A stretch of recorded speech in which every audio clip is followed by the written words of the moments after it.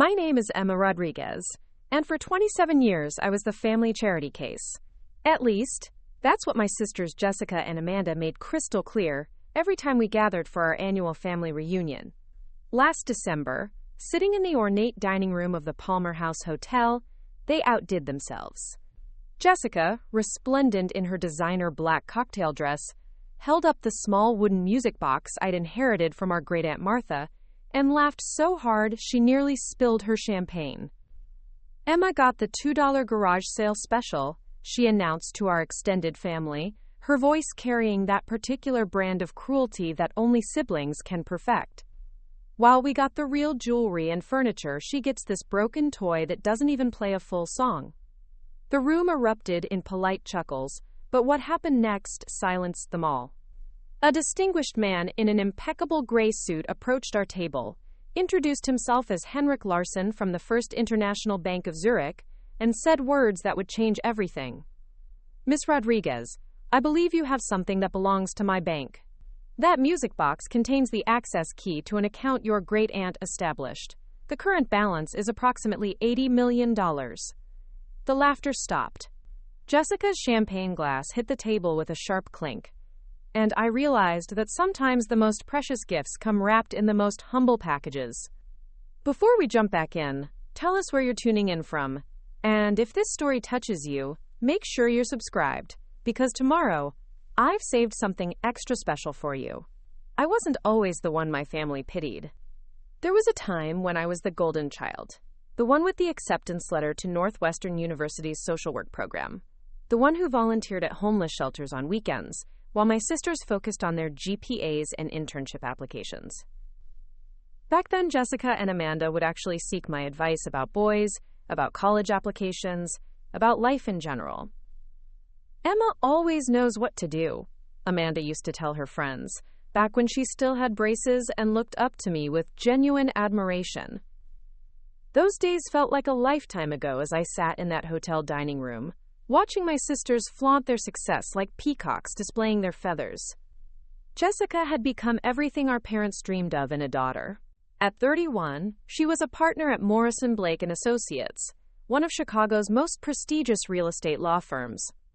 Her Gold Coast penthouse overlooked Lake Michigan, and her Instagram feed was a carefully curated showcase of client dinners at Michelin-starred restaurants, weekend trips to Napa Valley, and designer handbags that cost more than most people's monthly rent.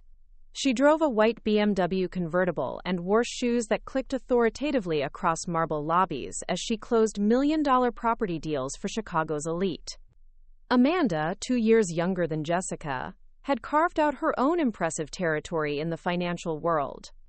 As a senior investment banker at Sterling Financial, she managed portfolios worth hundreds of millions and lived in a sprawling colonial mansion in Evanston with her surgeon husband David and their twin boys. Her life was a testament to strategic planning and calculated success.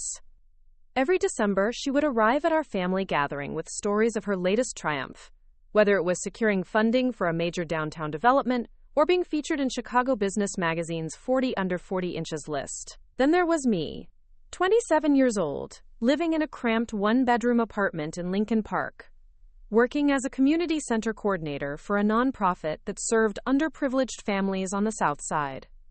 My Honda Civic had a dent in the passenger door from a parking mishap 3 years ago that I still couldn't afford to fix. While my sisters collected designer purses, I collected thank you cards from kids who learned to read in our after-school program. While they networked at charity galas, I distributed hygiene kits to homeless individuals under Lower Wacker Drive. Our definitions of wealth couldn't have been more different. The shift in our family dynamic hadn't happened overnight. It began during my junior year at Northwestern, when I made what my family considered a catastrophic decision. I was studying for my LSATs, planning to follow Jessica into law school, when I started volunteering at a community center in Humboldt Park. The work was supposed to be a resume builder, something to make my law school applications stand out. Instead, it became the thing that changed my entire perspective on life. I remember the exact moment everything clicked. A 12-year-old girl named Sophia had been struggling with her homework in our tutoring program. Her mother worked 3 jobs and couldn't help her with assignments, and Sophia was falling behind in school despite being incredibly bright. When I helped her understand a particularly challenging math concept and watched her face light up with comprehension, I felt something I'd never experienced in any pre-law class. It was purpose, pure and simple. For the first time in my life, I wasn't working towards some future goal or trying to impress anyone.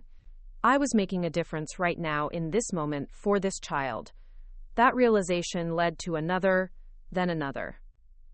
I started spending more time at the community center, less time studying for the LSATs.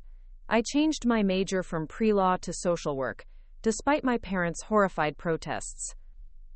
"You're throwing away your potential," my father said during one particularly heated family dinner. "Jessica's going to make partner before she's 35.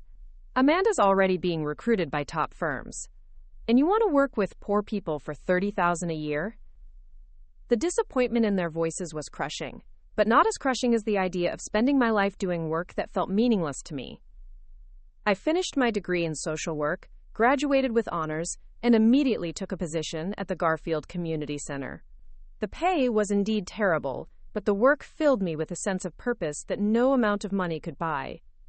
Every day brought new challenges and small victories.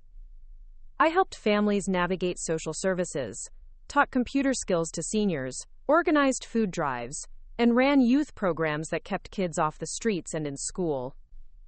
My sisters, however, viewed my career choice as a personal affront to the family's upward mobility.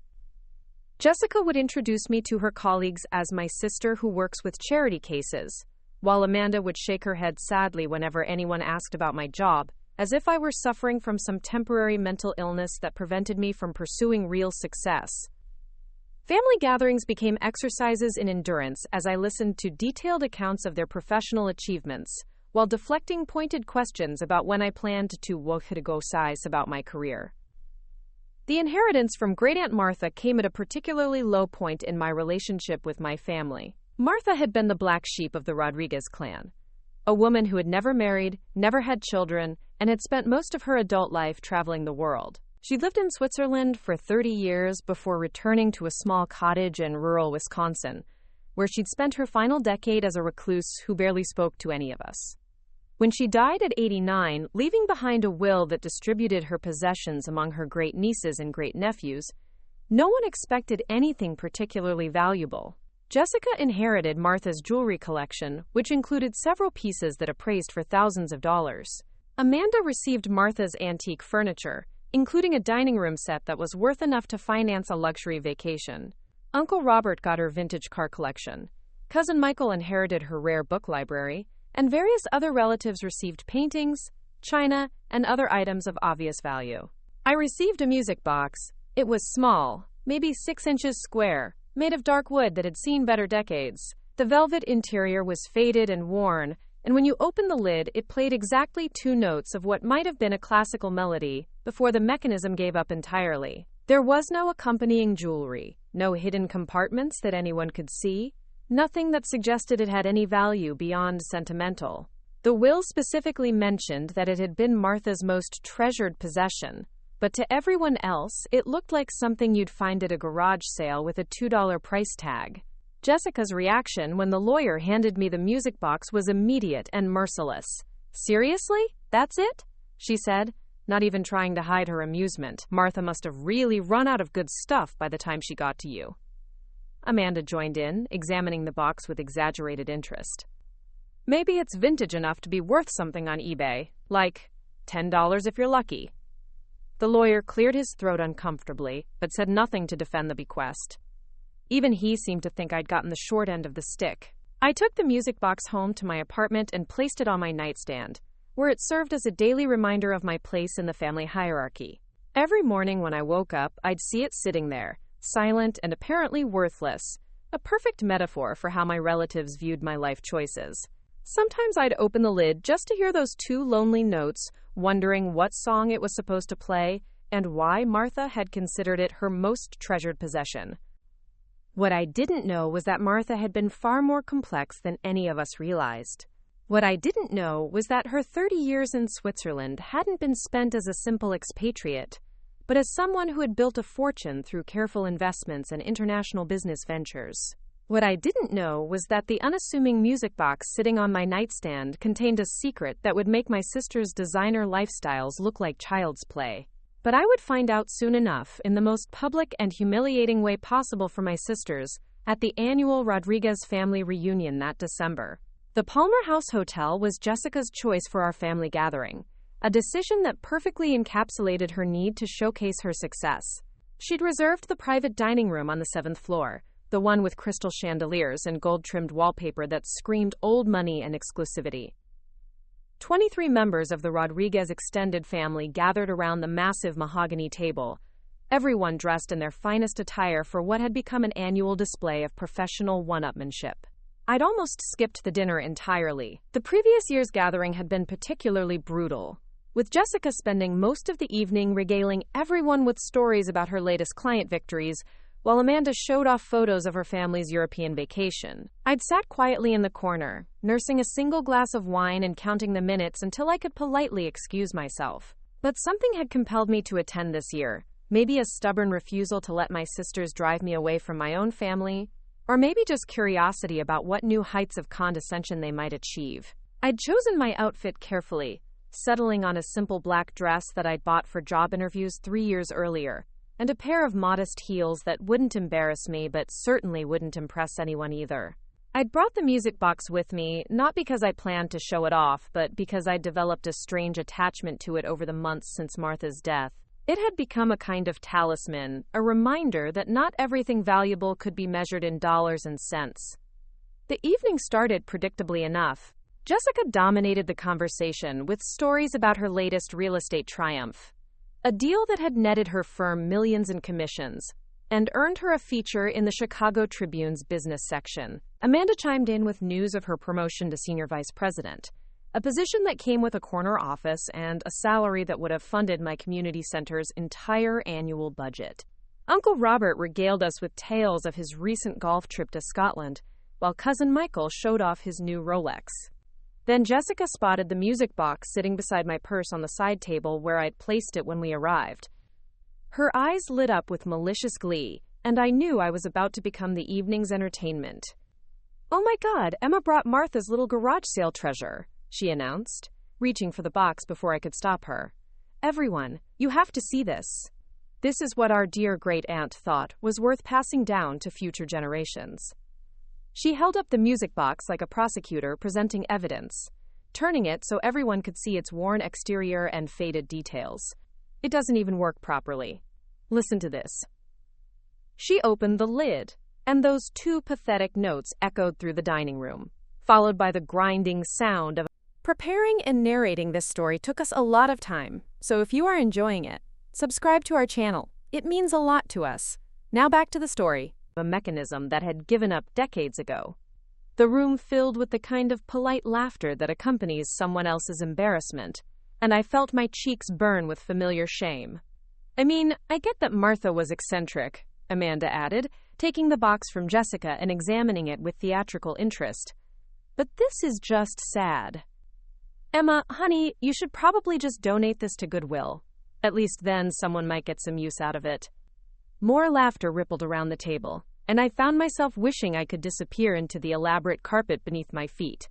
That's when the maitre d' approached our table with an apologetic expression, and a message that would change everything. "Excuse me," he said quietly, "but there's a gentleman here who says he needs to speak with Miss Emma Rodriguez about a matter of some urgency. He says it concerns an inheritance." The conversation stopped mid-sentence. All eyes turned to me as I followed the maitre d' toward the dining room entrance, my heart pounding with confusion and embarrassment. Standing just outside the door was a tall, distinguished man in an impeccably tailored gray suit, with silver hair and the kind of bearing that suggested both authority and discretion. He looked like he'd stepped out of a European banking advertisement, which, as it turned out, wasn't far from the truth. "Miss Rodriguez," he said in accented English, extending his hand with a slight bow. "My name is Henrik Larsen. I represent the First International Bank of Zurich. I believe you have something that belongs to my institution, and I have something that belongs to you." My hands trembled slightly as I shook Henrik Larsen's hand, acutely aware that 23 pairs of eyes were watching from the dining room behind me. His grip was firm and reassuring, but his words made no sense. A bank in Switzerland? Something that belonged to them. I glanced back at the music box still clutched in Amanda's hands, then back at this mysterious banker who had appeared out of nowhere on what was supposed to be just another humiliating family gathering. "I'm sorry, Mr. Larsen," I said, trying to keep my voice steady, "but I think there might be some mistake. I don't have any connection to Switzerland, and certainly nothing that would interest a bank." Behind me, I could hear the murmur of confused voices as my family tried to piece together what was happening. Jessica's laugh had died completely, replaced by a tension that seemed to fill the entire dining room. Henrik smiled gently, the kind of expression that suggested he'd had this conversation before under similar circumstances. "Miss Rodriguez, may I ask if you inherited a music box from your great-aunt, Martha Rodriguez, formerly Martha Rodriguez Steinberg?" The hyphenated surname caught me off guard. In all the years I'd known Martha, no one had ever mentioned a second last name, let alone one that sounded distinctly European. "Yes," I replied slowly, "but it's just an old music box. It barely even plays." I gestured toward Amanda, who was still holding the item in question like it might contaminate her designer dress. "My family was just commenting on how worthless it appears to be." The banker's expression shifted slightly, and for the first time, I detected something that might have been amusement in his pale blue eyes. "Miss Rodriguez, appearances can be quite deceiving. Your great-aunt was one of our most valued clients for over 3 decades. The music box you inherited is not simply a keepsake. It contains something that we have been waiting 60 years to return to the proper heir." The words hung in the air like smoke from an extinguished candle. I felt Uncle Robert move closer behind me, clearly trying to overhear our conversation, while the rest of the family pretended to resume their dinner conversations while straining to catch every word. Jessica had gone completely silent, which in itself was remarkable enough to make me wonder if I was dreaming. "I don't understand," I said, which was perhaps the most honest thing I'd spoken all evening. "Martha lived in a cottage in Wisconsin. She didn't have any money. She was practically a hermit." Even as I said the words, I realized how little any of us actually knew about Martha's life. She'd been the family mystery, the relative who sent Christmas cards from Switzerland for 30 years, before returning to America and withdrawing from all of us almost completely. Henrik nodded patiently. "Your great-aunt was indeed a very private person, especially in her later years. But during her time in Switzerland, she was far from a hermit. She was a remarkably astute businesswoman who built a considerable fortune through investments, real estate acquisitions, and what you might call international consulting. She chose to live modestly in her final years, but she never forgot her family, particularly the great-niece who reminded her most of herself in her younger days." I blinked hard, certain I'd misheard him. "Reminded her of herself?" "Mr. Larsen, I think you might have me confused with one of my sisters. They're the successful ones. Jessica's a partner at a law firm, and Amanda's a senior vice president at an investment bank. I work at a community center." The words came out with the practiced self-deprecation I'd perfected over years of family gatherings, the automatic diminishment of my own worth that had become second nature. The banker's smile widened slightly. "Miss Rodriguez, your great-aunt specifically mentioned your work with underserved communities in her correspondence with our bank. She was quite proud of your dedication to helping others, and she felt it demonstrated the same strength of character that had guided her own unconventional path. She often said that true wealth meant nothing if it wasn't used to make the world better for those who had less."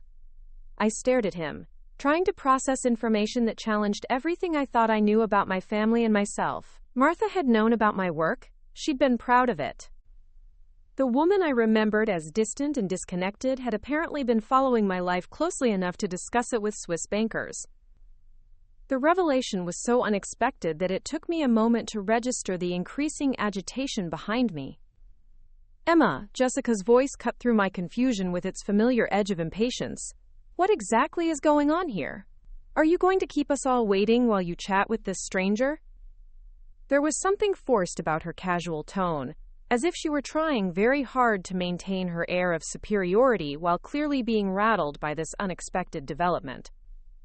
Henrik glanced toward the dining room, then back at me with a questioning look. Would you prefer to discuss this matter privately, or would you like your family to be present? What I have to tell you will likely come as quite a surprise to everyone." There was something in his tone that suggested he understood exactly what kind of family dynamics he'd walked into, and that he was giving me the choice of how public I wanted this revelation to be. I thought about the past hour of humiliation, the years of condescension, the countless family gatherings where I'd been made to feel like a disappointment.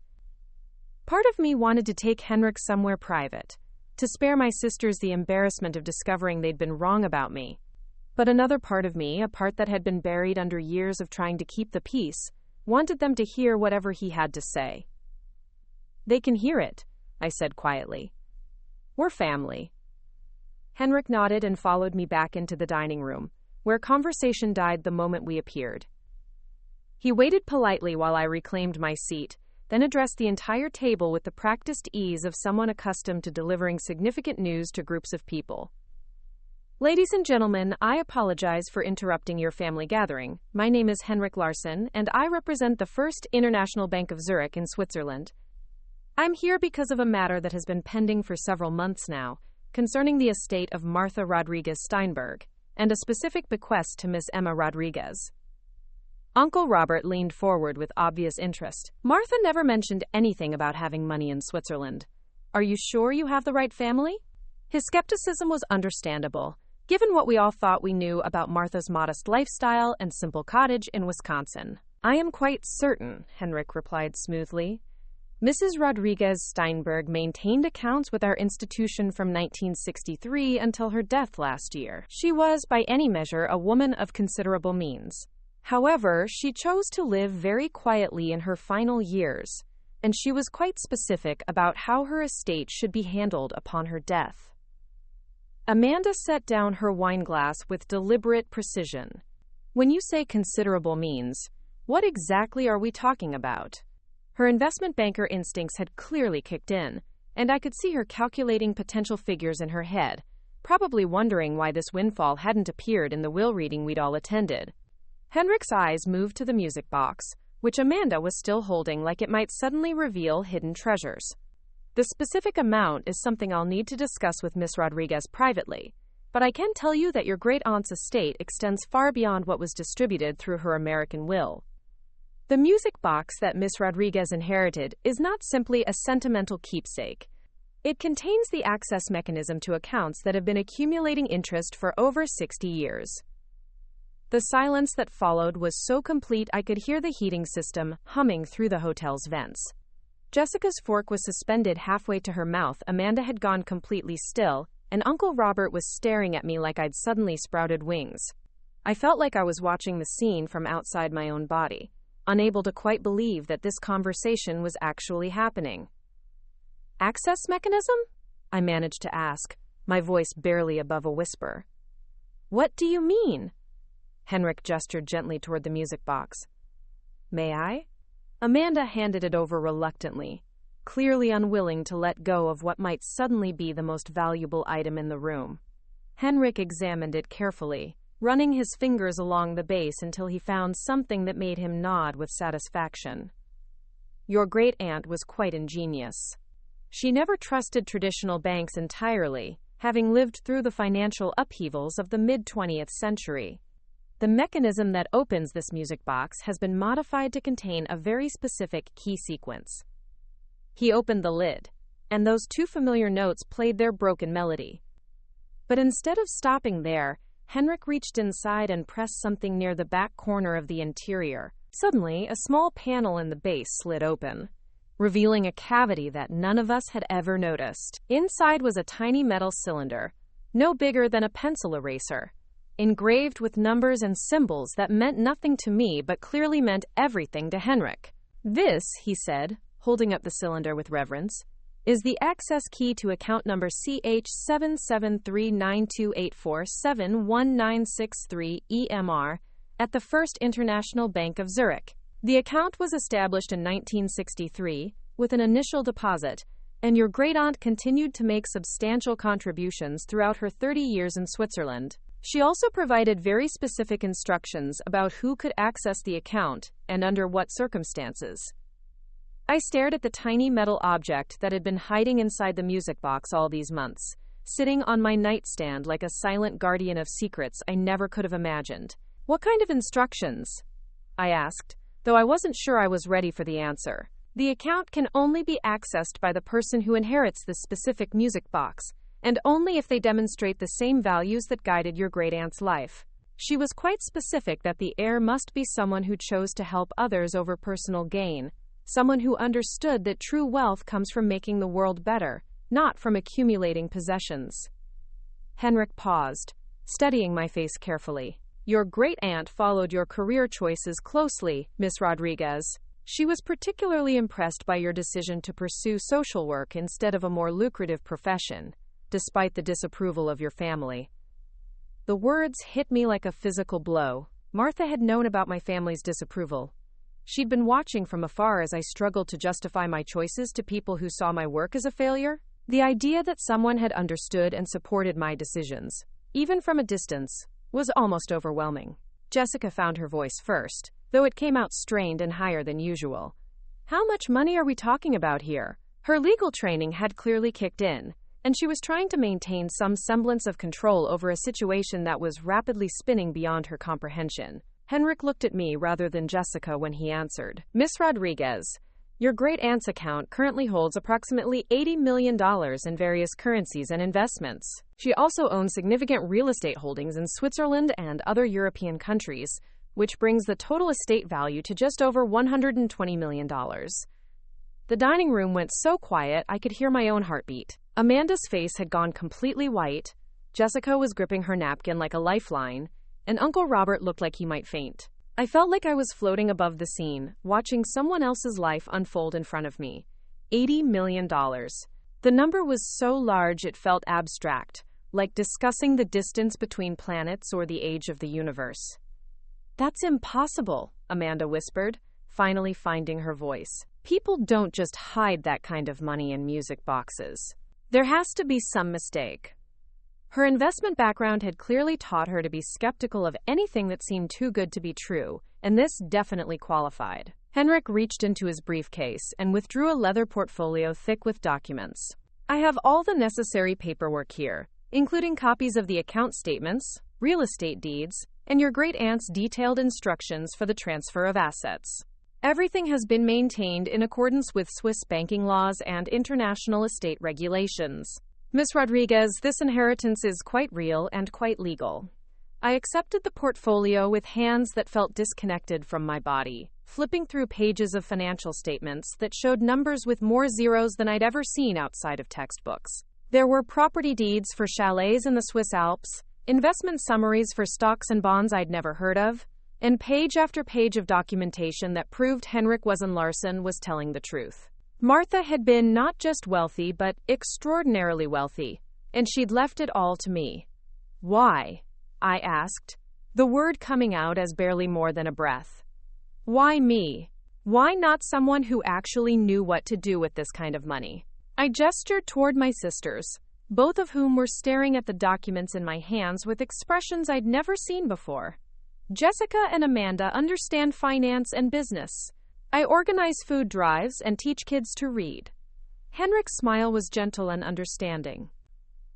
"Miss Rodriguez, your great-aunt spent considerable time researching each of her great-nieces and great-nephews before making her decision. She felt that giving such wealth to someone who already prioritized money over people would simply amplify their existing tendencies. She wanted her legacy to go to someone who would use it wisely, someone who understood that money is a tool for helping others, not an end in itself." He paused, glancing around the table at my family's stunned faces. "She also left very specific instructions about how the inheritance should be revealed. She wanted it to happen in the presence of the family members who had spent years underestimating the inheritor, because she felt it was important for everyone to understand that success comes in many forms, and that true worth cannot be measured by conventional standards." The implication of his words sank in slowly. Martha hadn't just left me her fortune. She'd orchestrated this entire revelation to happen exactly as it had. She'd known that my family would mock the music box, that they would see it as proof of my lesser status within the family hierarchy. She'd planned for this moment, when the truth would rewrite everything they thought they knew about me and about her. Jessica was the first to recover from the shock, her lawyer instincts kicking in as she tried to regain some control over the situation. Mr. Larsen, I'm sure you understand that this is quite a lot to process. Perhaps we should arrange for a more private meeting to discuss the details and ensure that everything is handled properly. Her tone was carefully professional, but I could hear the desperation underneath it, the need to insert herself into a situation where she'd suddenly become irrelevant. Of course, Henrik replied politely. However, the initial transfer of access can only be completed with Miss Rodriguez alone, as per the specific terms of the bequest. She will need to visit our Chicago office tomorrow to complete the necessary paperwork and establish her access to the accounts. He turned back to me with an expression that was both respectful and expectant. Miss Rodriguez, do you have any questions about your inheritance or the process for claiming it? I stared at him, then at the portfolio in my hands, then at my family's faces around the table. Questions? I had thousands of questions. I had so many questions, I didn't even know where to begin asking them. But the biggest question, the one that seemed to matter most in this moment, was one I was afraid to voice out loud. What was I supposed to do with $80 million when I'd spent my entire adult life believing that my worth as a person had nothing to do with money? Is there any restriction on how I can use the money? I asked finally. Any requirements about what I have to do with it? Part of me was terrified that there would be strings attached, conditions that would force me to abandon the work I loved or become someone I didn't recognize. Henrik shook his head. Your great-aunt believed that if she chose the right person, no restrictions would be necessary. The money is yours to use as you see fit. She trusted that someone who had dedicated their life to helping others would continue to do so, perhaps with greater resources than before. He closed his briefcase and stood, preparing to leave us to process what had just happened. I'll expect you at our office tomorrow at 10 a.m., Miss Rodriguez. The address is in the portfolio. After he left, the dining room remained silent for what felt like hours but was probably only minutes. I sat there holding the portfolio and the music box, trying to absorb the fact that my life had just changed in ways I couldn't even begin to comprehend. $80 million. The number kept circling through my mind like a song I couldn't stop humming. Impossible to ignore, but equally impossible to fully understand. Amanda was the first to speak, her voice carefully controlled. Emma, you realize this changes everything, right? You're going to need financial advisors, tax attorneys, investment managers. This isn't something you can handle on your own. Her offer of help came with an undertone that suggested she might be the perfect person to provide such guidance, despite having just spent the evening mocking my life choices. Jessica nodded eagerly. Amanda's right. This kind of inheritance comes with serious legal implications. You'll need someone who understands estate law, international finance, tax obligations. I could represent you, make sure everything is handled properly. The subtext was clear. They wanted to be involved, to insert themselves into my windfall, and presumably benefit from it in whatever way they could manage. I looked at them both, these sisters who had spent years making me feel like a failure, who had mocked my inheritance just an hour earlier, who were now desperately trying to position themselves as indispensable to my future. The old Emma, the one who had spent years trying to please them and win their approval, might have immediately agreed to their help. But something had shifted in the past hour, and it wasn't just the discovery of Martha's fortune. I think I need some time to process this, I said quietly, standing up from the table with the portfolio clutched against my chest. This has been a lot to take in. I looked around the table at my extended family, all of whom were watching me with expressions ranging from shock to calculation to barely concealed envy. I should go home and try to understand what just happened. Uncle Robert stood as well, his face flushed with excitement and possibility. Emma, honey, I hope you know that family sticks together through times like this. We've always supported you, and we want to make sure you're taken care of.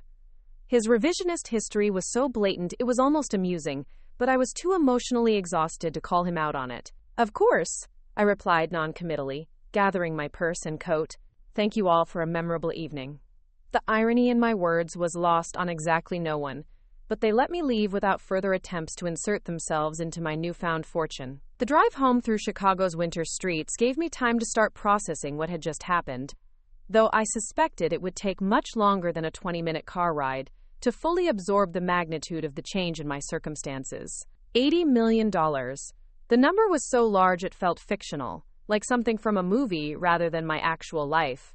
I'd gone from worrying about my rent to being wealthier than most celebrities, all because of a music box that everyone had considered worthless. But as I sat in my small apartment that night, staring at the portfolio of documents that proved my new reality, I realized that the money, while shocking, wasn't the most significant thing that had happened that evening.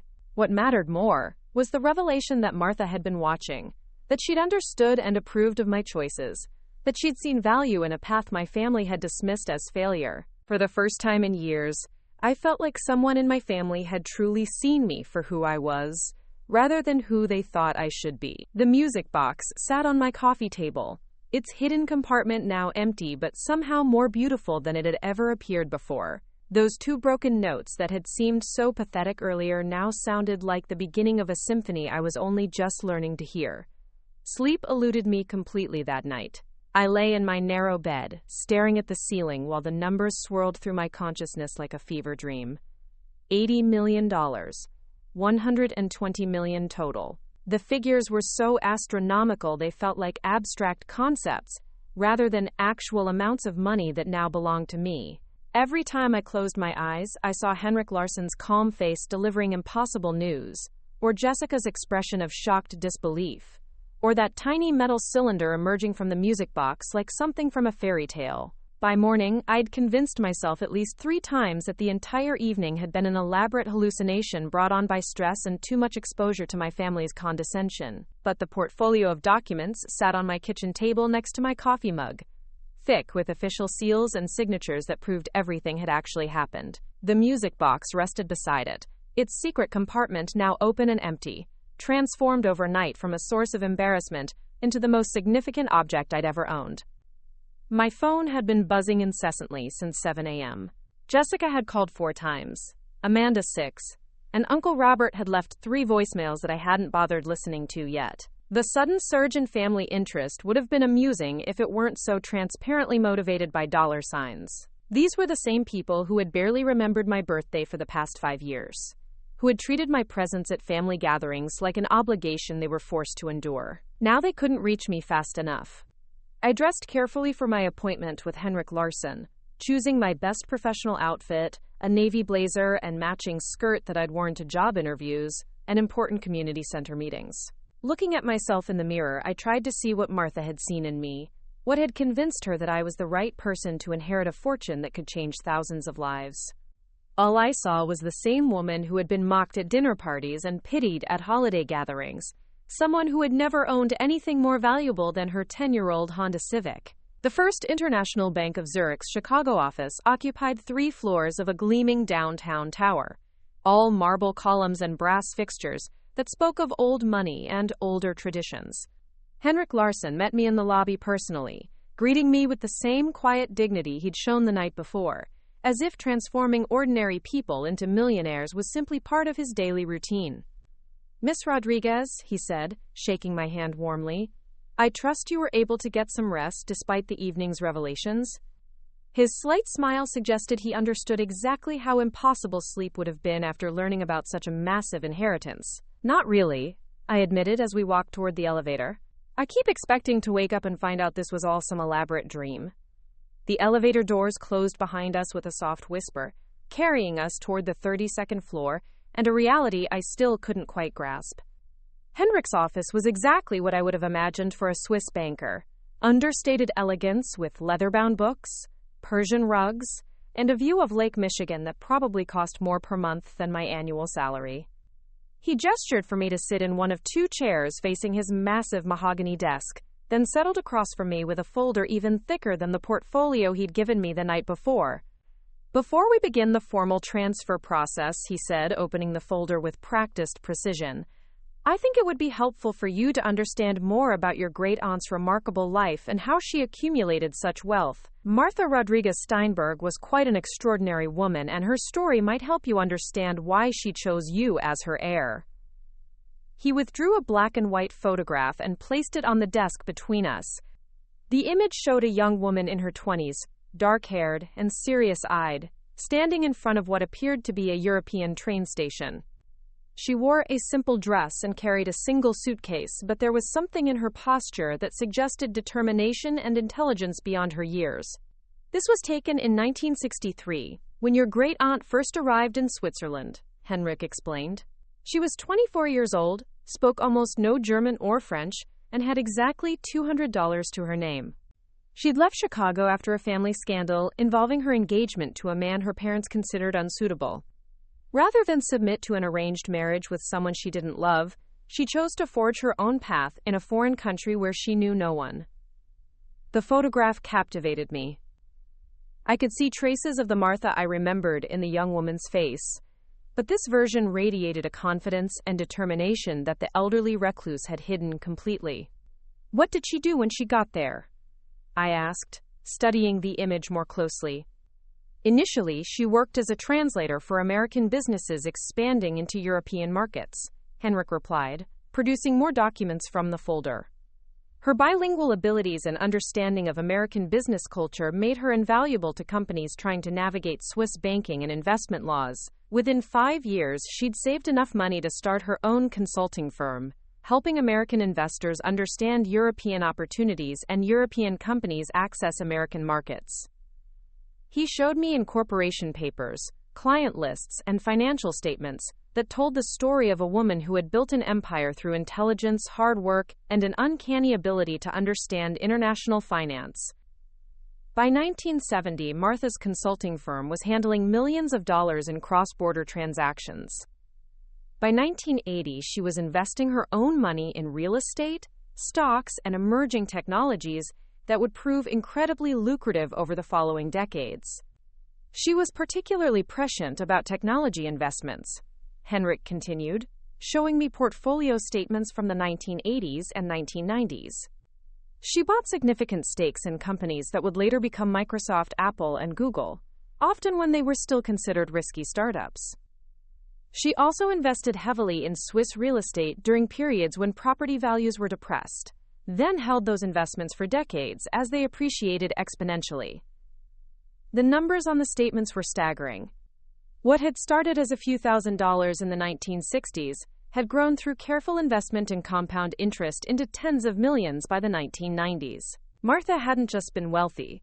She'd been a financial genius who had anticipated market trends and technological shifts with remarkable accuracy. Why did she never tell the family about any of this?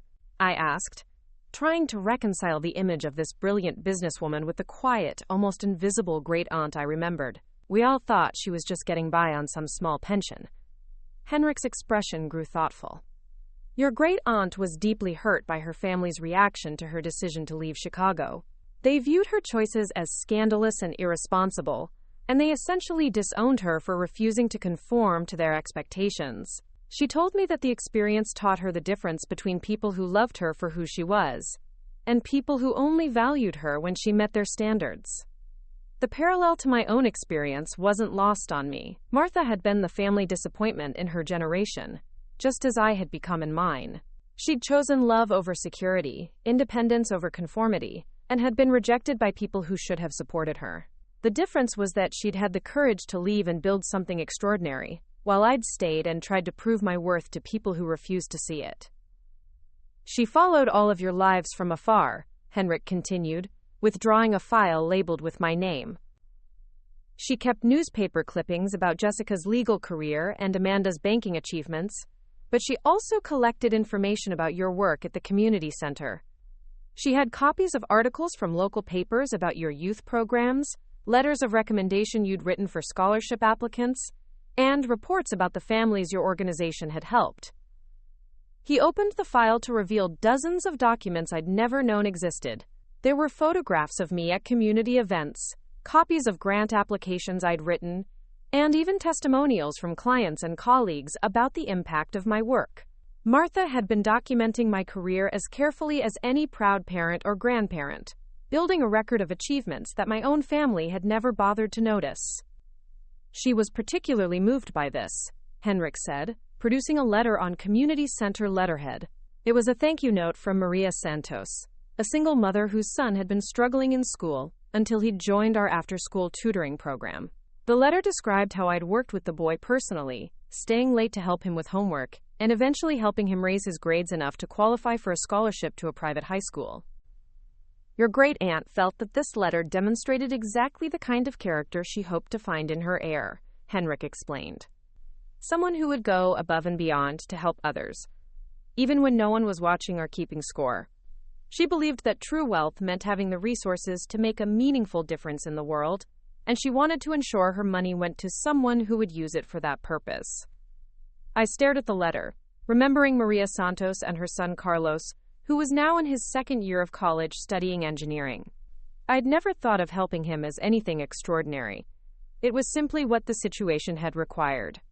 But seeing it through Martha's eyes, understanding that she'd viewed my small acts of service as evidence of something larger, made me feel like I was seeing myself clearly for the first time in years. She also left specific instructions about how she wanted you to approach this inheritance, Henrik continued, producing a sealed envelope with my name written in Martha's careful handwriting. She asked that I give this to you after you'd learned about the money, but before you made any major decisions about how to use it. My hands trembled slightly as I opened the envelope, revealing several pages of Martha's distinctive script. The letter was dated just 6 months before her death, and reading it felt like having a conversation with the aunt I'd never really known but who had apparently known me better than I'd known myself. My dear Emma, the letter began, if you are reading this, then Henrik has successfully completed the task I set for him, and you now know the truth about both my life and your inheritance. I imagine you are feeling overwhelmed, perhaps even frightened by the responsibility that has suddenly fallen to you. That reaction tells me I chose correctly. The letter went on to describe Martha's own fears when her consulting business had first become successful, her uncertainty about whether she deserved the wealth she was accumulating, and her gradual understanding that money was simply a tool that could be used for good or ill depending on the character of the person wielding it. I have watched you choose service over comfort, meaning over money, and compassion over success as your family defines it, Martha had written. These choices have made you exactly the kind of person who can handle great wealth without being corrupted by it. You have already proven that your values cannot be bought or sold. Now you will have the resources to live those values on a scale you never imagined possible. The letter included specific suggestions about financial advisors she trusted, charitable organizations she'd researched, and investment strategies that aligned with ethical principles. But more than practical advice, it offered something I'd been searching for my entire adult life. Validation that my choices had been right, that choosing to help others over pursuing conventional success had been not just acceptable, but admirable. She also wanted you to know, Henrik said as I finished reading, that she never married or had children because she never found someone who understood that true partnership meant supporting each other's dreams rather than trying to reshape them. She felt that your family's inability to appreciate your choices said more about their limitations than yours. I folded the letter carefully, feeling like I was holding something more precious than any bank statement or property deed. For years I'd wondered if I was deluding myself, if my sisters were right that I was wasting my potential on work that didn't matter. Martha's words offered a different perspective, one that valued character over credentials and impact over income. Now, Henrik said, pulling out a series of forms and documents, we need to complete the formal transfer process. This will give you full access to all accounts and properties, as well as establishing you as the legal owner of your great-aunt's estate. Do you have any questions before we proceed? I stared at the papers that would make me one of the wealthiest people in Chicago, trying to process the magnitude of what was happening. What happens if I make mistakes? I asked. What if I'm not smart enough to handle this kind of money responsibly? Henrik smiled, the first genuinely warm expression I'd seen from him since we'd met. Miss Rodriguez, your great-aunt anticipated that exact concern.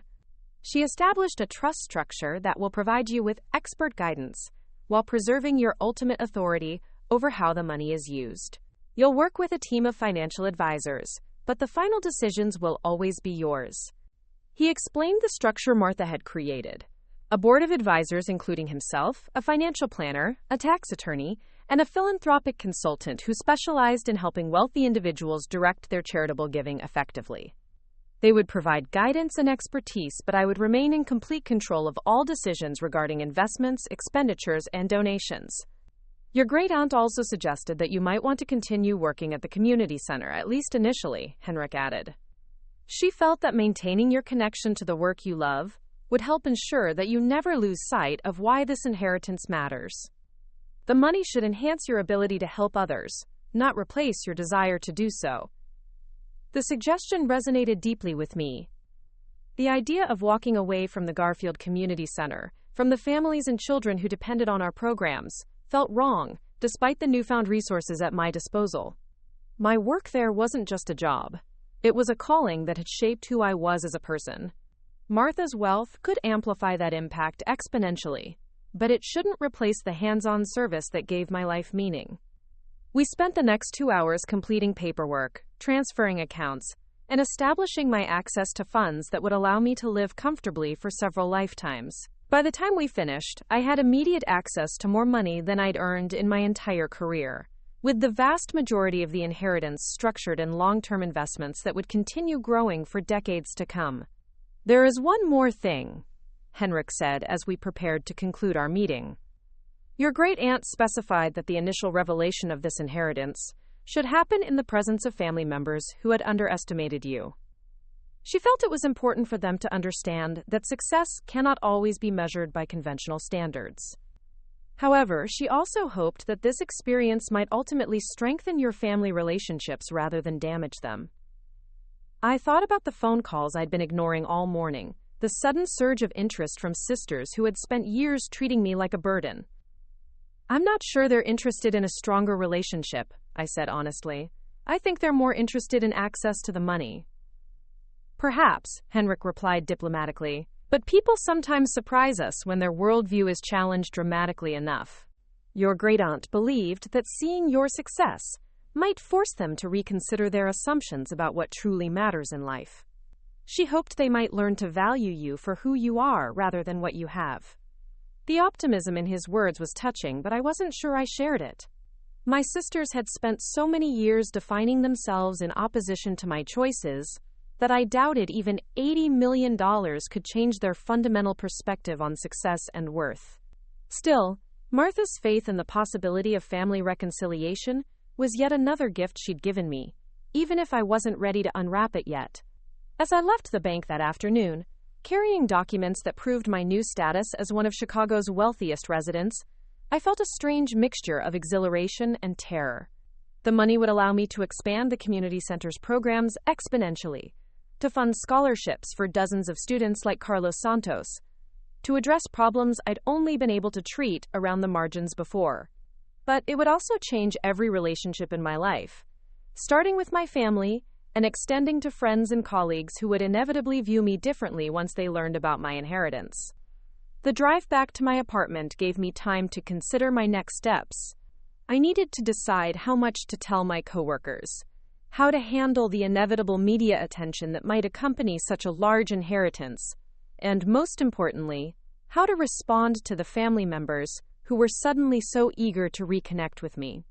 The phone calls from Jessica and Amanda had continued throughout my meeting with Henrik, along with several voicemails that I suspected contained offers of help that were really requests for access to my newfound wealth. But first, I needed to return to the community center and finish the workday I'd started that morning. Whatever else had changed, the after-school program still needed supervision, the food distribution still required coordination, and the families we served still needed the services that had brought meaning to my life, long before I'd learned about Swiss bank accounts and real estate investments. As I walked into the familiar chaos of children arriving for tutoring and parents picking up emergency food supplies, I felt the same sense of purpose that had guided me for the past 5 years. The difference now was that I had the resources to expand that purpose beyond anything I'd previously imagined possible. Martha's gift wasn't just money. It was the opportunity to prove that wealth could be a force for good when placed in the hands of someone who understood that true success meant lifting others up, rather than climbing over them. The music box sat on my desk at home that evening, no longer playing its broken melody, but somehow more beautiful in its silence. It had been the key to unlocking not just a fortune, but a deeper understanding of my own worth and potential. Martha had seen something in me that my family had missed. Something that couldn't be measured in salary figures or professional titles. Now I had the chance to prove that her faith in me was justified, and to use her legacy to create the kind of change she would have applauded. The confrontation I'd been dreading came 3 days later, not through the phone calls I'd been avoiding, but through an unexpected visit to the community center. I was helping 8-year-old Marcus Thompson with his reading homework when our receptionist knocked on the door of the tutoring room. "Emma, there are some people here to see you. They say they're your sisters." Through the glass partition that separated the tutoring area from the main lobby, I could see Jessica and Amanda standing near the reception desk like exotic birds that had accidentally flown into the wrong habitat. Jessica wore a charcoal gray suit that probably cost more than our monthly utility budget, while Amanda clutched a designer handbag and looked around the community center with the kind of expression someone might wear when visiting a foreign country where they didn't speak the language. "Can you finish this page on your own, Marcus?" I asked, placing the book gently in front of him. "I'll be back in a few minutes." The boy nodded solemnly, already absorbed in the story about a young detective solving mysteries in his neighborhood. His concentration reminded me why I loved this work so much, why no amount of money could replace the satisfaction of watching a child discover the joy of learning. My sisters turned as I approached, and for a moment, I saw something in their faces that I'd never witnessed before. Uncertainty. These were women who commanded boardrooms and negotiated million-dollar deals, but standing in the community center where I'd found my purpose, they looked as lost as I'd felt at their corporate networking events. "Emma," Jessica said, her voice carrying a forced brightness that didn't reach her eyes, "we thought we'd stop by and see where you work. It's quite impressive." She gestured vaguely at the children's artwork covering the walls, the mismatched furniture donated by various community members, and the organized chaos that characterized any space where dozens of families sought help every day. Amanda nodded enthusiastically, though her smile seemed frozen in place. "We realized we've never actually visited you here. After the other night, we thought it was time we saw what you've been building." Her use of the word building was deliberate, I suspected, an attempt to frame my work in terms they could understand and respect. "Would you like a tour?" I offered, though I wasn't sure they actually wanted to see more of the community center, or if they were simply going through motions they felt were now required, given my changed circumstances. "We've got about an hour before the evening programs start." I led them through the main floor, explaining the various programs we offered. The food pantry that served over 200 families monthly, the computer lab where seniors learned to navigate digital services, the childcare program that allowed single parents to attend job training classes, and the homework help sessions that had become one of our most popular offerings. Jessica and Amanda followed politely, asking questions that sounded genuine but felt rehearsed, as if they'd prepared for this visit the same way they might prepare for a client presentation. "How many people work here?" Amanda asked as we passed the office, where our 3 full-time staff members were coordinating weekend volunteer schedules. Her investment banking background had clearly kicked in, and I could see her mentally calculating operational costs and efficiency metrics. 12 staff members total, plus about 40 regular volunteers, I replied. "We serve roughly 800 families directly, but our impact reaches much further when you consider family members, extended networks, and the ripple effects of the programs we provide." I'd given this explanation so many times to potential funders that the numbers rolled off my tongue automatically, but saying them in front of my sisters felt different, like I was finally able to demonstrate the scope of work they'd dismissed as insignificant. Jessica paused in front of a bulletin board covered with thank you letters from program participants, success stories, and photos from community events. "This woman says you helped her get her GED and find a job that doubled her income," she said, reading one of the letters aloud. "That's quite an achievement." There was something in her tone that suggested genuine surprise, as if she'd never considered that my work might produce measurable, life-changing results. "Maria Gonzalez," I said, recognizing the letter without needing to read it, She's now managing a retail store and saving money to buy a house. Her daughter Sophia is in high school and wants to become a teacher. I could have told them dozens of similar stories, but I sensed they were still processing the idea that my supposedly meaningless job had generated real success stories of its own. We ended the tour in my small office, where Amanda immediately noticed the music box sitting on my desk beside a stack of grant applications. "You brought it to work?" she asked, gesturing toward the object that had started this entire upheaval. "Aren't you worried someone might steal it, knowing what it's worth?" "The value was never in the box itself," I replied, settling into my desk chair while they remained standing, clearly uncomfortable in the cramped space. It was in what Martha wanted me to understand about worth and inheritance and choosing the right person to trust with important things. The parallel wasn't subtle, but I wasn't in the mood for subtlety given the reason for their visit. Jessica exchanged a look with Amanda, one of those silent sister communications that had always made me feel excluded from their inner circle. Then Jessica took a deep breath and launched into what was clearly a prepared speech. "Emma, we owe you an apology. We've spent years misunderstanding what you were doing here.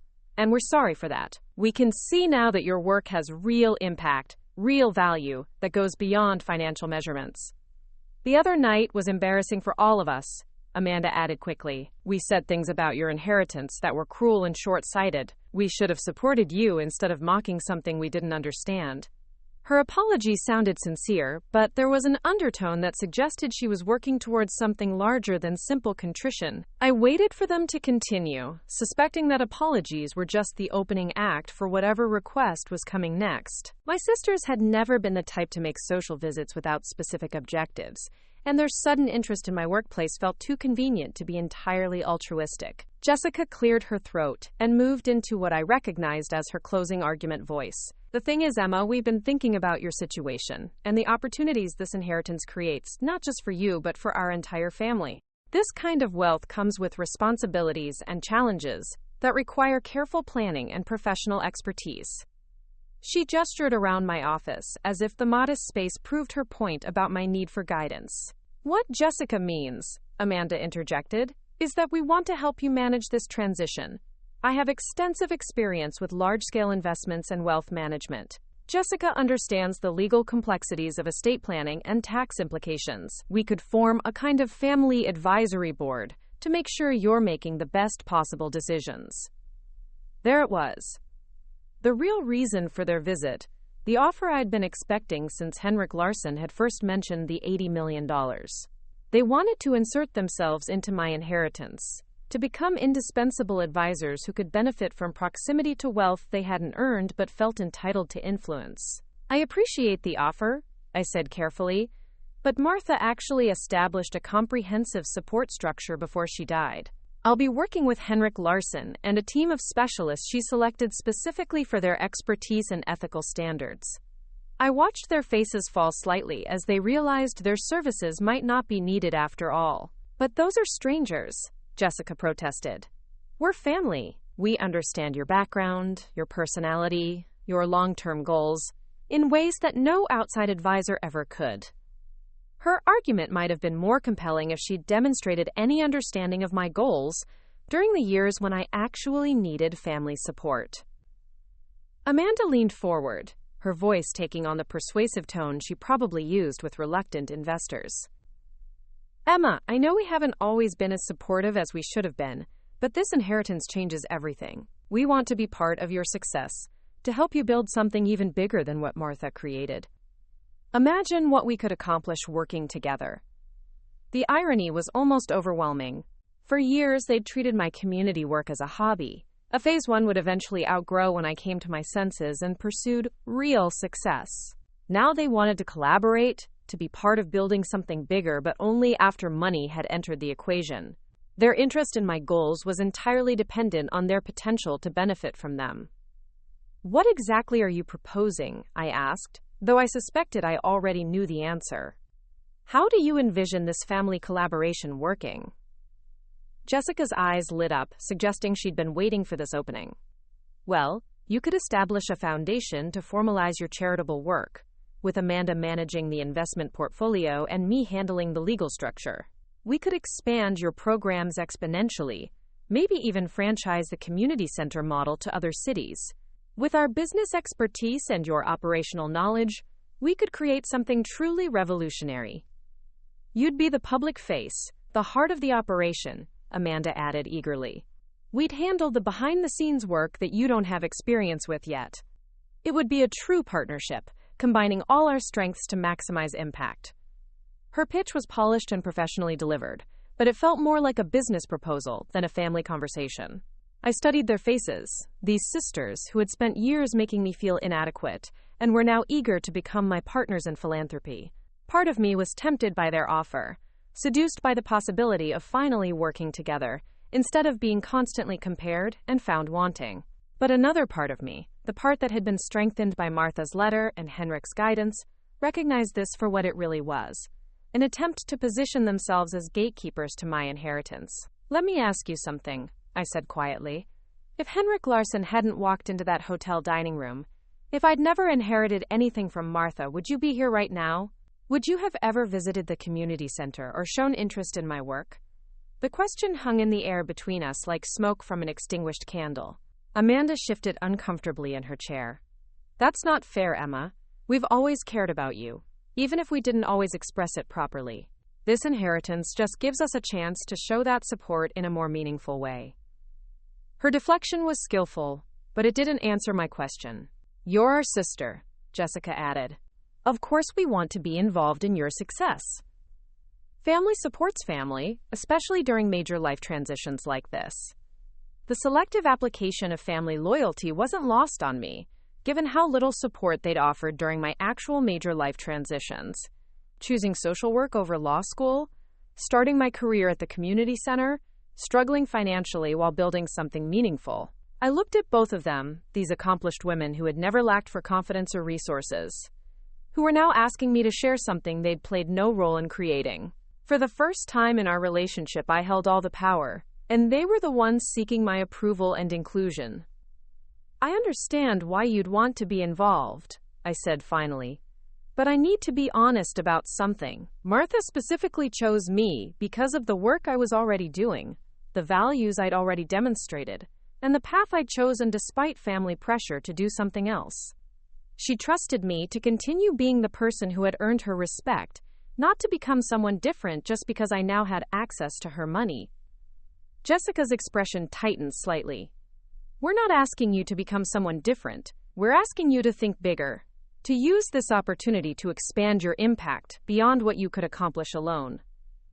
Her lawyer instincts had kicked in, and she was arguing her case with the same intensity she brought to closing real estate deals. But that's exactly what I plan to do, I replied. I'm going to expand these programs, fund new initiatives, and help more families than I ever could before. The difference is that I'm going to do it in ways that align with Martha's values and maintain the integrity of what we've built here. I'm going to work with advisors who understand philanthropy, not just wealth management. Amanda leaned back in her chair, clearly frustrated by my resistance to their proposal. Emma, I think you're making a mistake by excluding family from such important decisions. We have expertise that could benefit your goals, and we have a vested interest in your success that outsiders will never share. Her argument was logical from a business perspective, but it ignored the emotional reality of our relationship history. Do you? I asked quietly. Do you have a vested interest in my success? Or do you have a vested interest in accessing the benefits that come with my success?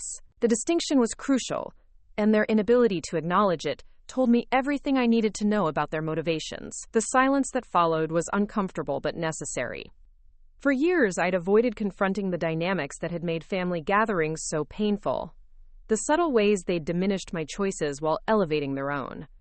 But Martha's inheritance had given me something more valuable than money, the confidence to speak honestly about relationships that had never been as mutual or supportive as they claimed. Jessica was the first to break the silence, her voice carrying a defensive edge. I think you're being unfair, Emma. We're trying to reach out, to build bridges, and you're treating us like we have ulterior motives. Her accusation might have made me doubt myself in the past, but I'd spent too many years being made to feel guilty for setting boundaries. I'm being realistic, I replied calmly. You spent Tuesday evening mocking the music box that contained access to $80 million. You've spent years treating my work here like a temporary hobby that I'd eventually outgrow. Now you want to become my business partners. And you're surprised that I'm hesitant to trust that this sudden change of heart is entirely about supporting my goals? Amanda's face flushed with what looked like genuine embarrassment. We made mistakes, Emma. We misjudged your work and your inheritance, and we're trying to make up for that. But punishing us forever won't help anyone, including the people you want to serve through your programs. Her appeal was emotionally manipulative, but not entirely wrong, which made it harder to dismiss completely. I considered her words carefully, trying to separate my legitimate concerns about their motives from any desire for revenge or vindication.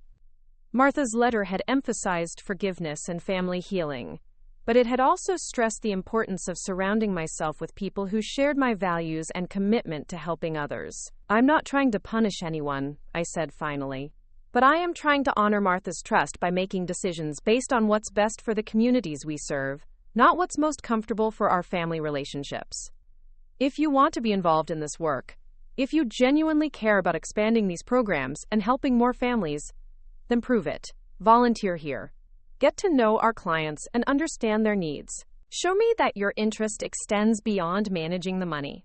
Jessica exchanged another look with Amanda, and I could see them calculating whether my proposal was worth their time and effort. The fact that they needed to consider it, that volunteering at the community center wasn't an obviously appealing opportunity, told me everything about the gap between their stated intentions and their actual priorities. Of course we'd be willing to volunteer, Amanda said after a pause that lasted just a bit too long. We want to understand your work better and contribute however we can. Her agreement sounded dutiful rather than enthusiastic, like someone accepting an unpleasant but necessary task. That would be wonderful, I replied, though I suspected their volunteer commitment would last about as long as their initial excitement about being my financial advisors. I'll have our volunteer coordinator reach out to you next week to discuss scheduling and training. We always need help with literacy tutoring, career counseling, and administrative support. The conversation wound down after that, with promises to stay in touch and vague commitments to family dinners that would presumably be less dramatic than our last gathering. As I walked them to their cars, I noticed how out of place they looked among the families arriving for evening programs, how their expensive clothes and careful makeup contrasted with the practical attire of parents juggling multiple jobs and young children. After they left, I returned to the tutoring room where Marcus Thompson was still working on his reading assignment, his tongue poking out slightly in concentration as he sounded out difficult words. "How's it going, Marcus?" I asked, settling back into the chair beside him. "Good," he said without looking up from the page. "This detective is really smart. He figured out that the missing cat was hiding in the old lady's garden shed."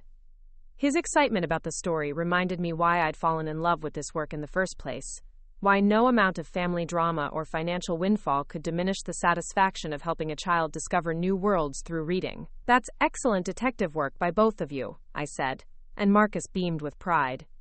In that moment, surrounded by the familiar sounds of children learning and families finding support, I felt more confident than ever that I'd made the right choice about my inheritance and my future. Over the following weeks, I began implementing the expansion plans that Martha's inheritance made possible. Working with Henrik Larsen and the advisory team she'd established, I created a foundation that would fund new programs while maintaining the community-centered approach that had always guided my work. We expanded the food pantry, hired additional staff, and launched a scholarship program for high school students pursuing higher education. Jessica and Amanda did complete volunteer training and began helping with administrative tasks and career counseling sessions. Their participation was sporadic and clearly outside their comfort zones, but they made genuine efforts to understand the families we served and the challenges our programs addressed. Whether their involvement would last remained to be seen, but their willingness to try represented more progress than I'd expected. The most satisfying moment came 3 months after that evening at the Palmer House Hotel, when Carlos Santos, the young man I'd helped years earlier, returned to the community center as a college sophomore studying social work. He wanted to volunteer during his winter break, he said, to give back to the program that had changed his life's trajectory. "Miss Emma," he said as I showed him around the expanded facilities, "my mom told me you inherited a lot of money. Are you going to stop working here?" His concern was genuine, reflecting the anxiety many of our clients felt about whether success would take me away from the community that had given my life meaning. "No, Carlos," I replied, watching him interact with current students who reminded me of his younger self. "This is exactly where I belong. The money just means we can help more families and students like you." His relief was visible, and in that moment, I knew with absolute certainty that Martha had chosen correctly. The music box still sits on my desk at the community center, no longer playing its broken melody but serving as a daily reminder of the unexpected ways life can change when we remain true to our values. Sometimes the most valuable inheritances can't be measured in dollars or deposited in bank accounts. Sometimes they come in the form of validation, opportunity, and the resources to amplify work that already matters. Martha had given me more than money. She'd given me the confidence to trust my own judgment about what constituted a meaningful life. She'd shown me that success could be measured in thank you letters from grateful families, in scholarships that changed students' futures, and in the quiet satisfaction of work that made the world better for people who needed it most. My sisters still don't fully understand my choices, but they no longer dismiss them as failures of ambition or imagination. The inheritance forced them to reconsider their assumptions about success and worth, even if they haven't embraced my definition entirely. We're building a different kind of relationship now, one based on mutual respect, rather than hierarchical judgment, though it remains fragile and requires constant attention. But perhaps most importantly, I've learned that the greatest inheritance isn't money or property or investment portfolios. It's the gift of being seen and valued for who you truly are, of having someone believe in your potential when others see only limitations. Martha gave me that gift along with her fortune, and it turned out to be the part that mattered most of all. 6 months later, I stood in the ballroom of the Four Seasons Hotel, addressing an audience of Chicago's most prominent philanthropists and community leaders at the inaugural Martha Rodriguez Foundation Gala. The irony wasn't lost on me that I was now the one commanding attention in an elegant venue, wearing a designer gown that cost more than my former monthly salary, speaking to people who controlled millions in charitable giving. Yet despite the glamorous setting, my focus remained exactly where it had always been, on the families and communities whose lives could be transformed through strategic investment in education, job training, and social services. When my great-aunt Martha left me her inheritance, I said into the microphone, looking out at the sea of formally dressed attendees. She included a letter explaining that true wealth isn't measured by what you accumulate, but by what you contribute. Tonight we celebrate not just the launch of this foundation, but the principle that drove Martha's remarkable life, that those who have been blessed with resources have a responsibility to lift up those who haven't had the same opportunities. In the audience, I spotted Jessica and Amanda sitting at a table near the front, both dressed impeccably and wearing expressions of what appeared to be genuine pride. Their transformation over the past months had been gradual but undeniable. Jessica had begun volunteering regularly at our legal clinic, helping low-income families navigate housing disputes and immigration paperwork. Amanda had started a financial literacy program that taught basic banking and investment concepts to single mothers trying to build economic stability for their families. The change hadn't happened overnight, and it hadn't been without friction. There had been heated conversations about my decision to decline their offer of family advisory services, uncomfortable moments when their volunteer work exposed them to realities they'd never encountered in their professional lives, and awkward adjustments as they learned to relate to me as someone with substantial resources, rather than the family member they'd always pitied. But something fundamental had shifted in our relationships. Jessica no longer introduced me with disclaimers about my career choices, and Amanda had stopped making subtle suggestions about when I might pursue real work. They'd begun to understand that my definition of success had always been different from theirs, and that difference didn't make it less valid or valuable. The gala itself represented everything I'd learned about balancing Martha's legacy with my own vision. Instead of a traditional charity auction focused on expensive prizes and social status, we'd created an evening that highlighted the actual impact of community programs. The centerpiece wasn't a celebrity performer or luxury vacation package, but a presentation by scholarship recipients, job training graduates, and families whose lives had been stabilized through emergency assistance programs. Maria Gonzalez, The woman who'd earned her GED through our adult education program spoke about how stable employment had allowed her to move her family out of subsidized housing and into a neighborhood with better schools. Her daughter Sophia, now a high school senior, announced her acceptance to Northwestern University with a full academic scholarship. Carlos Santos, the college sophomore who'd returned to volunteer over winter break, described his plans to open community centers in underserved neighborhoods throughout the Midwest after completing his degree. Each story represented the kind of transformation that money alone couldn't buy, but that strategic investment could make possible.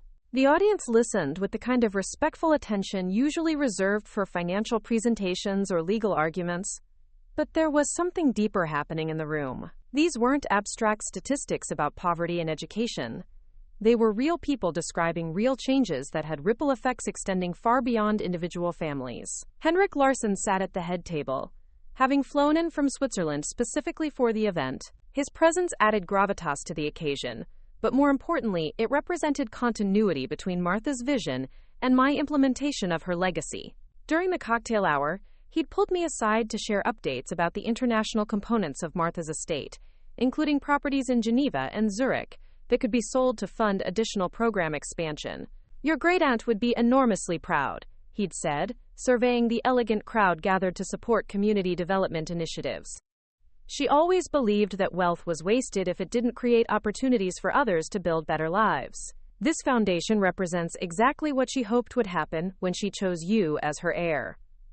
His words carried special weight because they came from someone who'd known Martha during her most successful years, who'd witnessed her evolution from a young immigrant with limited resources to an international businesswoman with vast holdings.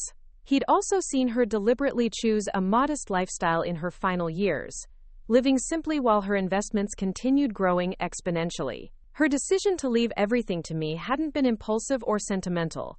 It had been the culmination of decades of careful observation and strategic thinking.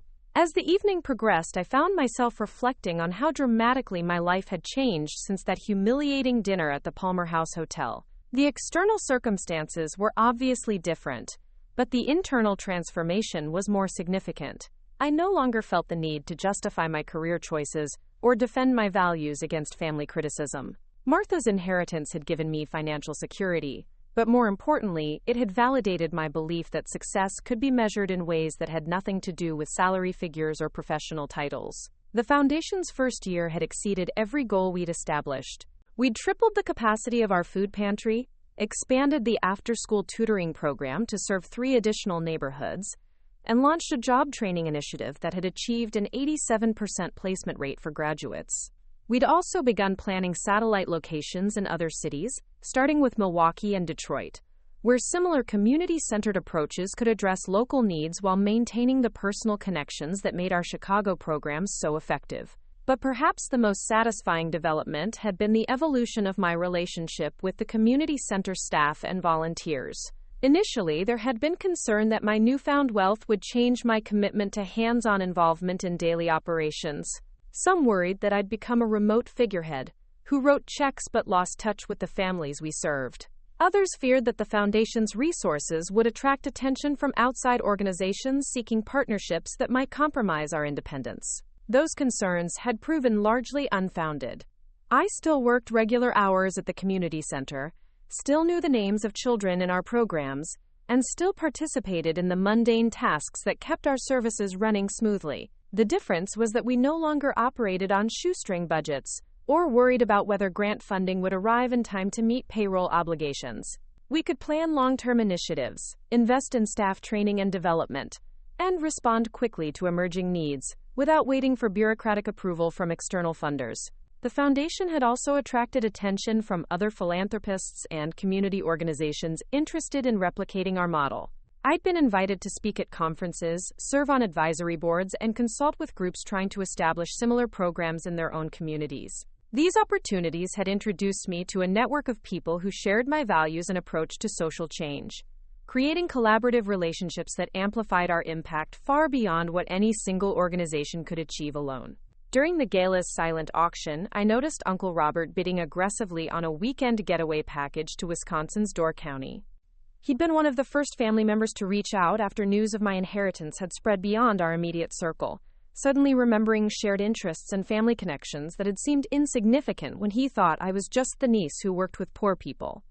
His enthusiasm for family reunification felt transparently motivated by financial considerations, but I'd chosen to engage with him politely while maintaining clear boundaries about his involvement in foundation activities. The evening's keynote speaker was Dr. Angela Morrison, a nationally recognized expert on poverty reduction and community development. She'd flown in from Washington, D.C. specifically to address our audience about the importance of locally controlled initiatives that addressed root causes rather than just symptoms of economic inequality. Her presentation highlighted research showing that community-based programs with stable funding and local leadership achieved better long-term outcomes than top-down interventions managed by distant bureaucracies. The Martha Rodriguez Foundation represents a model that other communities should study and adapt, Dr. Morrison said during her 20-minute address. Too often, charitable giving focuses on immediate relief rather than systemic change. What makes this foundation exceptional is its commitment to building local capacity while maintaining deep connections to the people it serves.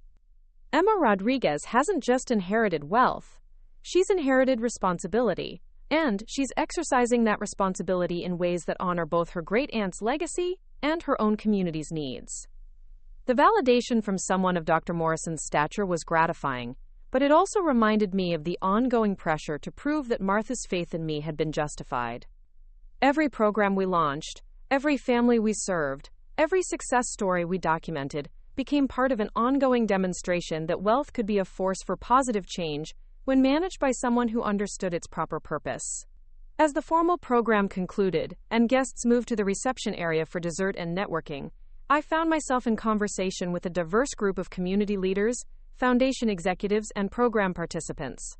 The mixing of different social and economic backgrounds would have been unusual at most charity events, where donors and beneficiaries typically remained segregated. But I'd specifically requested that our gala break down those artificial barriers, creating opportunities for direct interaction between people who funded programs and people whose lives were affected by them. Sofia Gonzalez, Maria's daughter who just announced her Northwestern acceptance, was deep in conversation with Margaret Thornton, a retired executive who'd contributed significantly to our scholarship fund.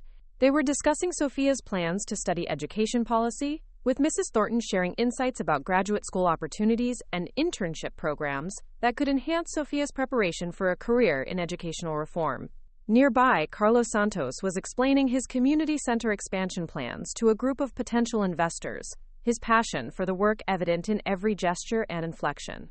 His presentation was polished but authentic, demonstrating the kind of leadership development that happened naturally when young people were given meaningful opportunities to contribute to important work. These spontaneous conversations represented exactly what Martha had envisioned when she'd written about the importance of creating connections between people with resources and people with needs. The foundation wasn't just funding programs, it was building relationships that could sustain positive change long after specific grants ended. Jessica approached me during a brief lull in the networking activity, carrying 2 glasses of champagne and wearing an expression that suggested she wanted to have a private conversation. We moved to a quieter corner of the reception area, where the music and general chatter provided enough background noise to ensure privacy. "Emma," she said, handing me one of the glasses, "I owe you another apology. Not just for the things Amanda and I said at the family dinner, but for years of not understanding what you were building here. Tonight has been eye-opening in ways I didn't expect." Her voice carried the kind of sincerity that couldn't be manufactured, suggesting she'd reached conclusions that went beyond simply accepting my changed financial status. "What do you mean?" I asked, genuinely curious about her perspective on the evening's events and the broader transformation she'd witnessed over the past months. Jessica gestured toward the reception area, where guests were still engaged in animated conversations about community development, educational opportunities, and social change initiatives. "I've been to hundreds of charity events, Emma. Most of them are really just social gatherings where people write checks to feel good about themselves. But this feels different. Everyone here seems genuinely invested in the outcomes, not just the optics." Her observation was perceptive and accurate. We'd worked hard to create an event that focused on impact rather than image, substance rather than spectacle. The guest list had been carefully curated to include people who shared our commitment to community-centered approaches to social change, rather than simply those who could afford large donations. Amanda and I spent years thinking that success meant accumulating things and advancing through hierarchies, Jessica continued. We measured our worth by our job titles and our bank balances, and we assumed everyone else should do the same. But watching you tonight, seeing the respect and affection people have for you, understanding the scope of what you've accomplished, I realize we were wrong about what matters. Her admission was more generous than I'd expected, and it reflected genuine growth rather than simply strategic positioning for access to foundation resources. The volunteer work she'd been doing had exposed her to clients whose challenges couldn't be solved through legal maneuvering alone, families whose needs required the kind of sustained support and personal attention that characterized effective community programs. I don't think you were wrong about what mattered to you, I replied carefully. You and Amanda have built impressive careers and contributed to your fields in meaningful ways. We just had different definitions of success and different ways of measuring value. My response was diplomatic but honest, acknowledging their achievements while maintaining my own perspective on what constituted a meaningful life. Amanda joined our conversation, having finished her discussion with Dr. Morrison about potential collaboration between the foundation and other community development initiatives. Her face glowed with excitement about possibilities for expansion and replication that hadn't existed before Martha's inheritance provided the necessary resources. Dr. Morrison thinks our model could work in at least a dozen other cities, Amanda said, clearly energized by the potential scope of future impact. She's connected to foundations and community organizations throughout the Midwest that have been looking for exactly this kind of locally controlled approach to social change. Her enthusiasm was infectious, and reminded me why I'd initially been attracted to her intelligence and ambition, before family dynamics had created barriers between us.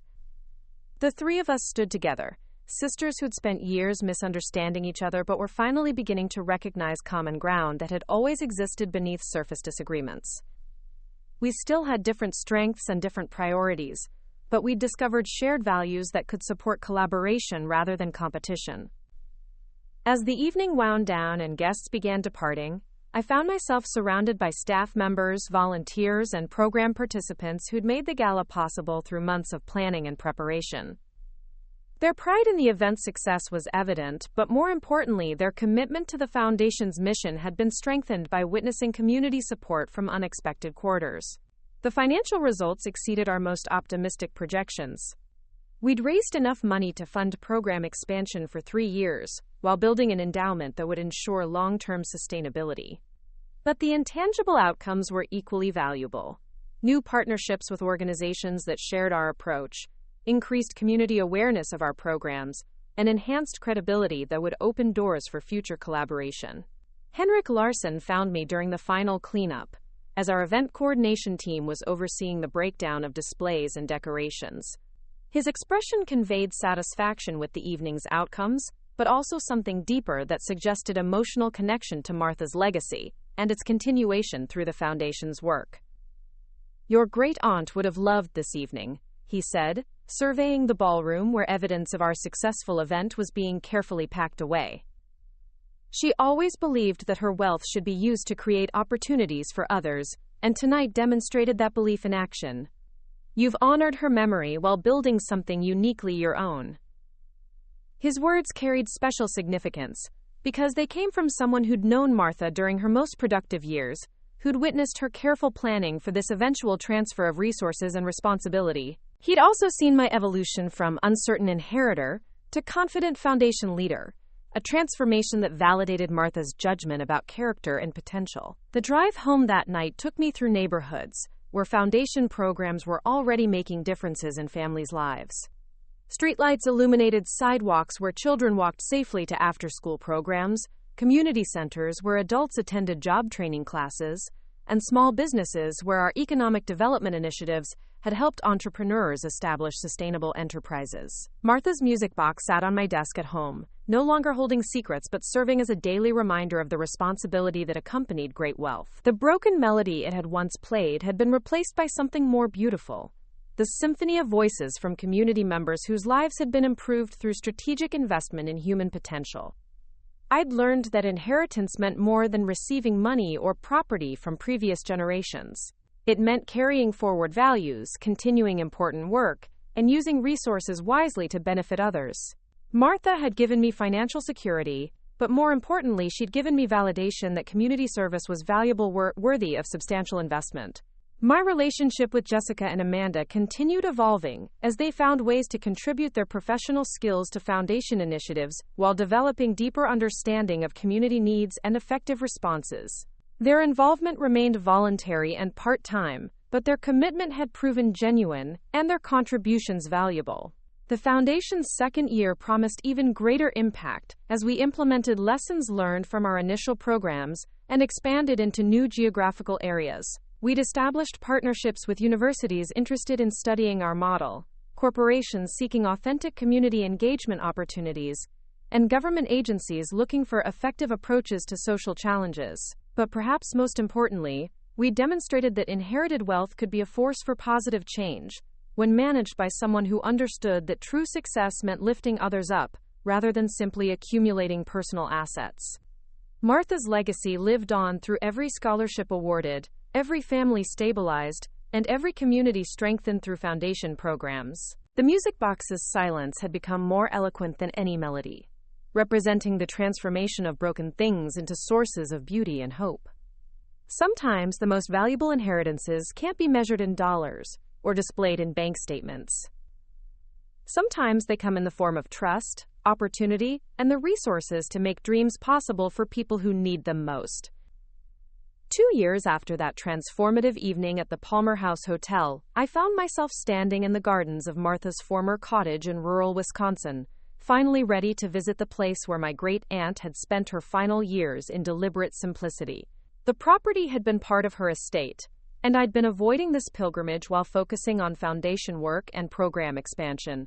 But something about the approaching anniversary of her death had compelled me to make this journey, to understand more fully the woman whose legacy had reshaped not just my life, but my understanding of what it meant to live with purpose.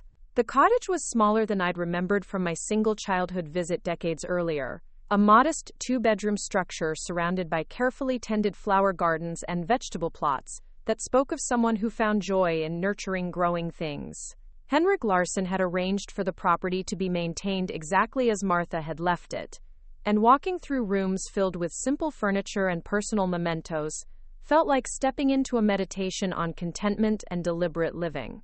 In her study, I discovered journals that Henrik had mentioned but I'd never felt ready to read. Martha had documented not just her business decisions and investment strategies, but her thoughts about family, legacy, and the responsibility that accompanied wealth. Reading her reflections on my career choices, written years before she'd made her final decisions about inheritance, was both humbling and affirming. Emma reminds me of myself at her age, one entry read, choosing principle over profit, service over status. The family sees this as failure, but I recognize it as courage. She's building something that matters, even though she lacks the resources to build it properly. Perhaps someday I can change that.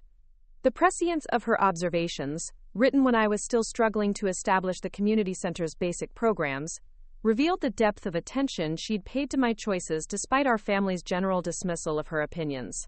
Another entry, dated just months before her death, captured her hopes for what my inheritance might accomplish. I've spent 30 years accumulating wealth in a foreign country, deliberately distancing myself from family members who valued money over character. But wealth without purpose is meaningless, and I've finally found the purpose that will give meaning to everything I've built. Emma will know what to do with this legacy. She already understands that true success means lifting others up, not climbing over them. These private thoughts, never intended for my eyes, provided insight into Martha's motivations that went far beyond the formal documents Henrik had shared. She hadn't just been impressed by my community work. She'd seen in my choices a validation of her own values and a continuation of principles she'd maintained throughout her remarkable life. The cottage also contained boxes of correspondence with community leaders, social workers, and educators from around the world. Martha had been quietly funding small-scale initiatives for decades, supporting exactly the kind of grassroots programs that the foundation now operated on a much larger scale. Her philanthropy had been as private as her wealth, focused on impact rather than recognition, effectiveness rather than visibility. Among these papers, I found letters from Carlos Santos's mother, thanking Martha for a scholarship that had helped Carlos attend a summer academic program years before I'd ever met him. There were also thank you notes from other families whose children had benefited from educational opportunities Martha had funded through intermediary organizations, never revealing her identity or seeking credit for her generosity. The discovery that Martha had been supporting community members long before my inheritance created an even deeper connection between her legacy and the work I'd chosen to continue. She hadn't just decided to trust me with her wealth, she'd been testing that trust through years of observation, watching how I handled responsibility and whether my commitment to service remained consistent when faced with family pressure to pursue more lucrative opportunities. As I explored the cottage's modest rooms, I understood more clearly why Martha had chosen to live so simply despite her vast resources. Every object served a purpose, every piece of furniture reflected functionality rather than status, and the overall atmosphere suggested someone who had found peace through deliberately choosing enough over more. Her lifestyle hadn't been about deprivation. It had been about freedom from the endless pursuit of material accumulation that trapped so many wealthy individuals. The afternoon light filtering through the cottage's windows reminded me of the community center's atmosphere during busy program hours, when families gathered to access services and children worked on homework assignments with volunteer tutors. There was something sacred about spaces where people came together to solve problems and support each other's growth, whether it was Martha's quiet retreat or our bustling urban facility.